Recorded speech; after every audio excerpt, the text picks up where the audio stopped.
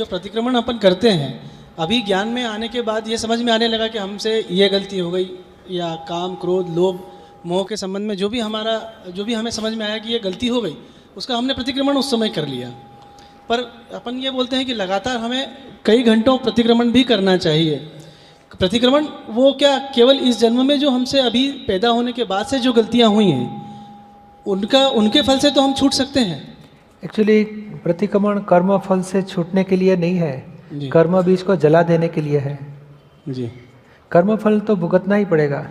Actually कर्म फल, जैसे आम का कैरी खा रहे हैं, तो कैरी में जो बीज है वो जला देने का, उसका नाम प्रतिक्रमण। फल तो भुगतना ही पड़ता है, उसको कोई चेंज नहीं कर सकते, छूट भी नहीं सकेगा, वो भुगतना ही पड़े। महावीर भगवान को भुगतना पड़ा, रामचंद्र जी को भुगतना पड़ा, कृष्ण भगवान को भी भुगतना पड़ा।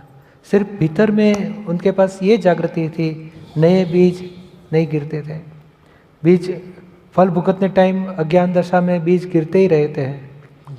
ये ज्ञान से बीज, नए बीज उत्पन्न होने बंद हो गए, और पुराने फल में से जो बीज गिर रहे थे उसको जला दिया। दो काम, प्रतिक्रमण से फल भुगतने के टाइम जो बीज गिरते थे उसको जला दिया है, तो आगे के लिए बीज पैदा नहीं होंगे, आगे के लिए बीज पैदा नहीं होंगे जी। और जो प्रतिक्रमण लगातार करना, वो क्या है कि पहले स्थूल भूल दिखती है, बाद में सूक्ष्म भूल दिखती है, तो उसके प्रतिक्रमण करते रहते हैं।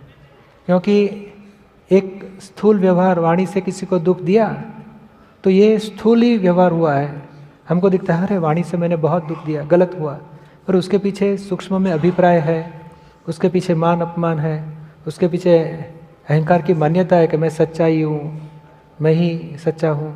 ऐसे सूक्ष्म सूक्ष्म सूक्ष्म लेवल में बहुत प्रकार की गलतियाँ होती है, और वो ज़्यादा करके जब दिखाई देती है और उसके जब प्रतिक्रमण हो जाते हैं, बाद में स्थूल व्यवहार में भी चेंज हो जाता है।